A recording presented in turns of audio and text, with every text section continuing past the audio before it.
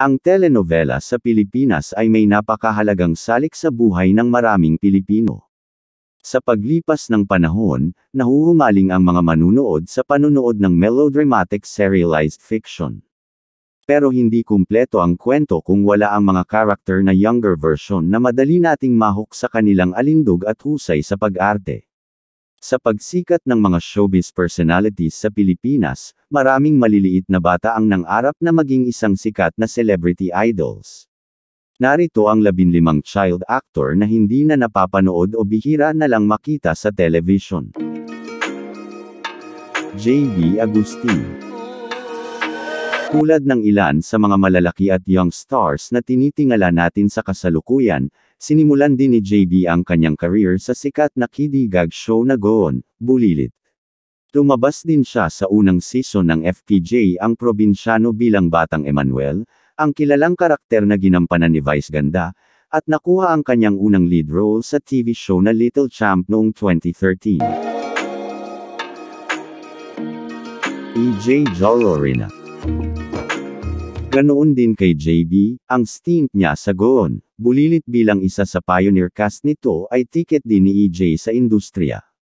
Napabilang din siya sa mga anghel na walang langit noon 2005, May Bukas Pa noon 2009, at Mara Clara noon 2010, at noon naman 2011, teen series na Growing Up.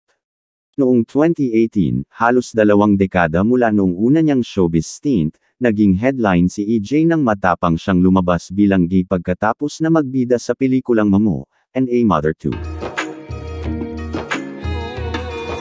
Harvey Bautista. Siya ay anak ni dating Quezon City Mayor Herbert Bautista. Naging bahagi siya ng children gag show ng ABS-CBN, ang Goon, Bulilit mula noong taon 2011, at lumabas sa ilan sa mga serye ng Kapamilya Channel bilang child actor. Siya ay minamanage ng Star Magic simula noong 2011, bihira na din siya nakikita sa TV.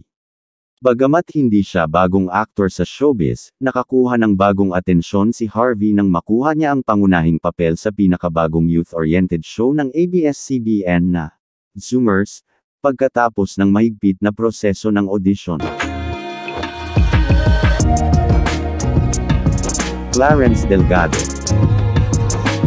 Siya ay natuklasan ng Star Circle Quest noong 2011, kung saan nanalo siya bilang the male winner, naging regular siya sa kiddie gag show na Goon Bulilit, at lalo pang hinasa ang kanyang galing sa comedy sa TV sitcom na Home Sweetie Home. Lumipat siya sa GMA Network noong 2021 at kasalukuyang artista ng Sparkle.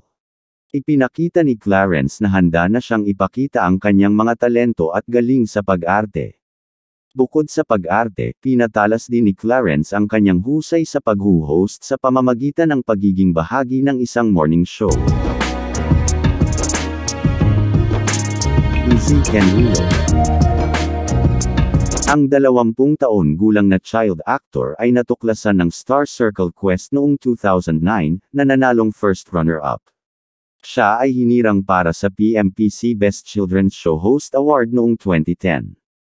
Bilang bahagi ng pagdiriwang ng ika-60 anibersaryo ng ABS-CBN, inalok siya ng papel sa fantasy drama na My Little Juan, at ang follow-up sa teleseryeng Juan de la Cruz. Makisig Morales. Dating aktor na lumabas sa TV reality show na Little Big Star at delivery man ng boy band na Mock and the Dudes. Bilang isang child actor, ginampanan niya ang lead role sa International Emmy-nominated fantaserye, Super Ingo. Sa edad na 5, sumabak si Makisig sa Duet Bulilit, isang singing segment sa MTV na noon time variety show ng ABS-CBN, ngayon ay may asawa na at nakatira na sa Amerika. Nathaniel Bree.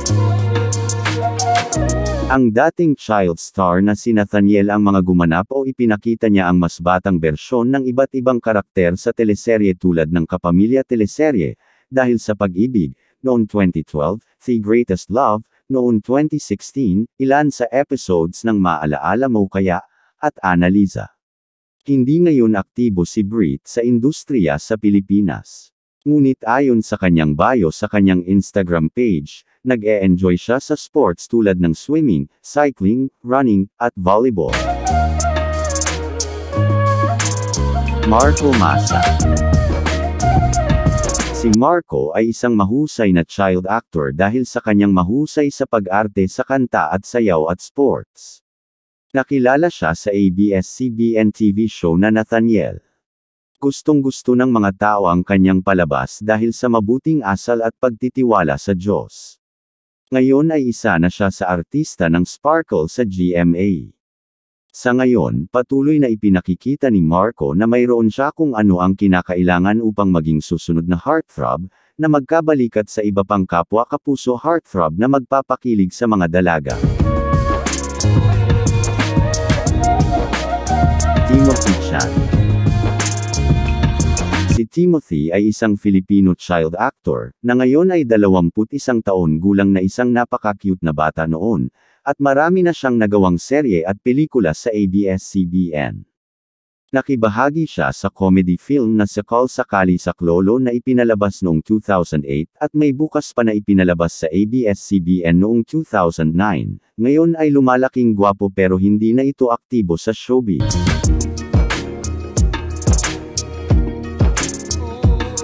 Buboy Carino. Sumali siya sa Star Circle Kid Quest, at siya ay nagwagi.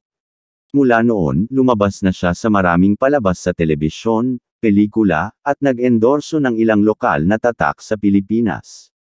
Matapos manalo sa Child Artist Search, naging regular cast siya ng award-winning children gag show, ang Goon Bulilit. Mula noon, lumabas na siya sa ilang shows sa ABS-CBN, ngayon ay may pamilya na ito at isang anak. Luis Abuel. Una siyang lumabas bilang Kevin Delgado sa teleseryeng 100 Days to Heaven, Yang Zhao sa Princess and I, Peikoy sa Juan de la Cruz, at bilang batang Franco Hidalgo sa Ikaw Lamang. Noong 2020, nanalo siya ng Best Actor Award sa Asian Film category ng 18th Dhaka International Film Festival. Kasalukuyan siyang nakakontrata ngayon sa ABS-CBN. Raiko Mateo. Binigyang inspirasyon tayo ni Raiko na mamuhay ng sinseridad sa pamamagitan ng kanyang paglalarawan sa papel sa kanyang lead role na Honesto noong 2013. Mabilis siyang naging wonderboy sa kanyang panahon, na lumabas sa maraming teleserye kabilang ang You're My Home noong 2015, Born for You noong 2016, The Greatest Love noong 2016, at Bag-ani noong 2018. Ngayon ay isa siya sa Star Magic Talent. John Manalo. Noong 2004, nagkaroon ng feng shui debut si John bilang anak ni Chris Aquino. Binigyan siya ng pelikulang ito ng 2 parangal bilang 21st PMPC Awards for Movies Best Child Performer at 2005, FAMAS Awards Best Child Actor. At para sa serye ng Mga Anghel na Walang Langit, nakuha ni John ang kanyang 2 awards sa The Guillermo Mendoza Memorial Foundation bilang Most Popular Child Actor at Best Child Performer. Sa murang edad na siyam, naging multi-awarded child actor siya. Siya ay pamangkin din ni Jericho Rosales. Nash Aguas. Sa edad na 5, ginawa ni Aguas ang kanyang debut sa telebisyon sa noontime variety show na MTV, pagkatapos sumali sa Batang F4 contest ng programa.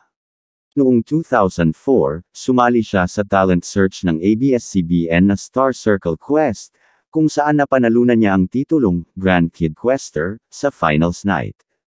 Nakilala siya bilang mainstay sa Sunday comedy gag show na Goon Bulilit. Tumakbo siya sa halalan sa konseho ng lungsod ng Cavite noong 2022 elections at nanalo, kaya ngayon ay hindi na gaano aktibo sa showbiz. Zaijian Harinila. Mahigit 1 dekada na ang nakalilipas, hinangaan siya bilang Miracle Boy, na nagngangalang Santino sa hit teleserye noong 2009 na May Bukas Pa. Si Zai Jian ay isa ring cast member sa children's sketch comedy show na Goon Bulilit. Sa kasalukuyan, si Zai Jian ay lumaki at naging isa sa pinaka-versatile at bankable na aktor ng kanyang henerasyon, nakakakuha ng ating mga puso hindi lamang sa kanyang gwapong hitsura, kundi sa kanyang nakakapreskong pananaw sa kanyang buhay.